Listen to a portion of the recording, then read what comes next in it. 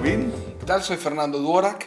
Y el día de hoy vamos a estar hablando de un tema muy importante, una de las geografías más relevantes de este mundo actual y que ha generado muchísima noticia en los últimos meses, inclusive semanas, que es Europa. Europa, con la salida intempestiva de Inglaterra, precisamente de la Unión Europea, algo que no se esperaba y que sí pasó. Alguien decía un capricho de Cameron, ¿no? de reforzar su liderazgo, que acabó muy mal. Y bueno, pues con lo que hoy se está conformando como la nueva Europa, sin Inglaterra, pues Fer, ¿cómo lo ves? Pues en realidad lo que hemos estado viendo es cómo muchas veces los liderazgos disponen hacia una dirección y los pueblos disponen en otra. A final de cuentas, el proyecto de integración europea hace unos años se vio detenido por el rechazo a una constitución europea. Estamos comenzando a ver también cómo resurgen las nacionalidades dentro de la Unión Europea y además de todo, cómo comienzan a reclamar cada uno de los Estados-nación su lugar en el proceso de toma de decisiones europeas, es decir, lo que se conoce como el déficit democrático. ¿Qué mecanismos de control tiene cada país sobre un ámbito supranacional en donde se depositan cada vez ahí más atribuciones?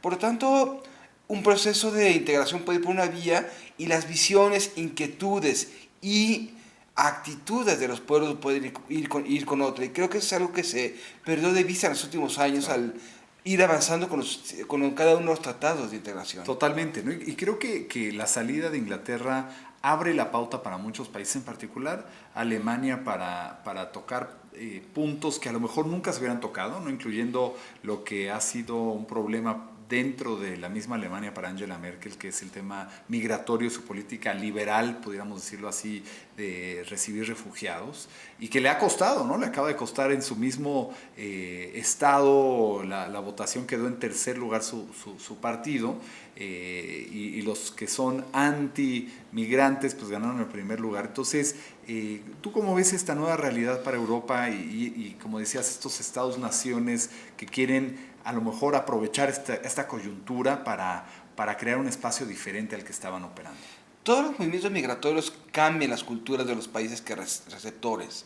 Y eso es algo que sabes muy bien en Estados Unidos. Cada una de las oleadas migratorias, ingleses, irlandeses, italianos, latinos, ha ido poniendo su sello. Lo que estamos viendo en este momento es cómo los choques de culturas se van dando.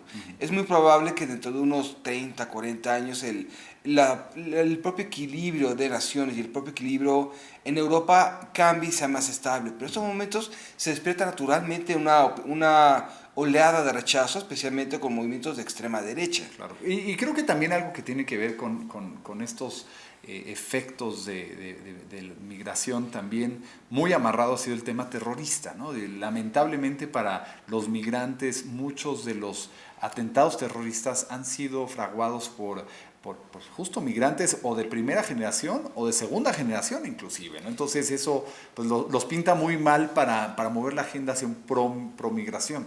Exactamente, como tú bien dices, los principales semilleros de reclutamiento de los movimientos yihadistas son las propias mezquitas lideradas por mulás radicales dentro de los países europeos. Y obviamente es una cuestión de que va a tomar tiempo, claro, que va a tomar mucha prueba y error, mucha tolerancia, y lo mejor que se podría esperar es que no tenga un gran derramamiento de sangre, no sea muy violento.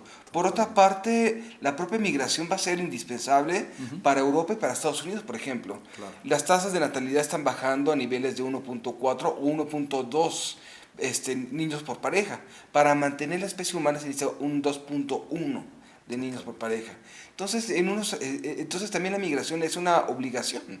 Y ¿sabes qué? Creo que regresando justo al tema de los actos terroristas, pues lo vimos en Niza, fue un migrante lamentablemente, ¿no? En el caso de Alemania, la violación a la alemana, a la mujer alemana, pues fue también un grupo de migrantes, ¿no?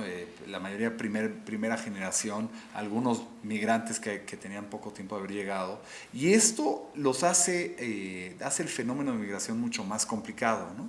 Y justo como tú decías, pues creo que es algo que se necesita, pero ¿cómo hacerlo con el marco actual de lo que está sucediendo en el mundo? No nada más en Europa, en el mundo entero.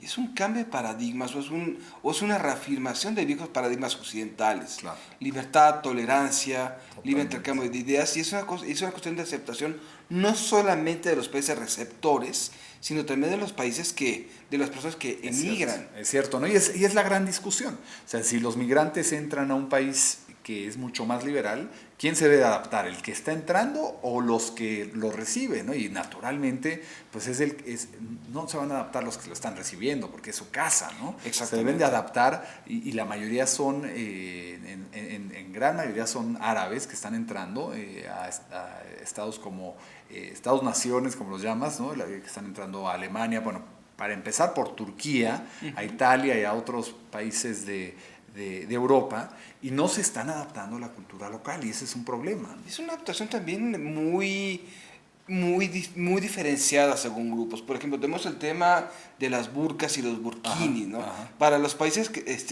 árabes es un símbolo de libertad, Claro. un burkini, pero para una cultura occidental es un choque. Totalmente. Entonces, ¿hasta dónde? Inclusive, perdón la interrupción, pero en Francia, ¿no? Que fue un tema, había una política, una ley que no se podían meter a la playa. Así es. Las mujeres con burkas y decían, bueno, en Israel, ¿no? Que es un país donde el terrorismo está más no poder desde hace muchas décadas, se pueden meter al mar con burkas. ¿Y cómo es que Francia no podía? ¿No? Ya abolieron esa ley, pero fue un cambio de pensamiento en mismo Francia, que es tan liberal, que no hay esa adaptación al 100 ni de un lado ni del otro. Y es una actuación muy diferenciada en Estados Unidos. Ajá. En Estados Unidos los migrantes aceptan rápidamente una cultura receptora. ¿Por qué? Claro. Porque tiene una narrativa Estados Unidos de tierra de libertades. Totalmente. No existe eso en Europa. Y lo que estamos viendo es un periodo de flujo y adaptación que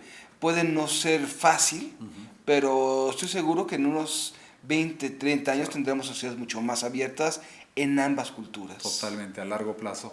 Pues bueno, Fer, se nos acaba el tiempo, pero pues muchísimas gracias a ti, muchísimas gracias a todos ustedes y nos vemos en la próxima. Salud. Salud.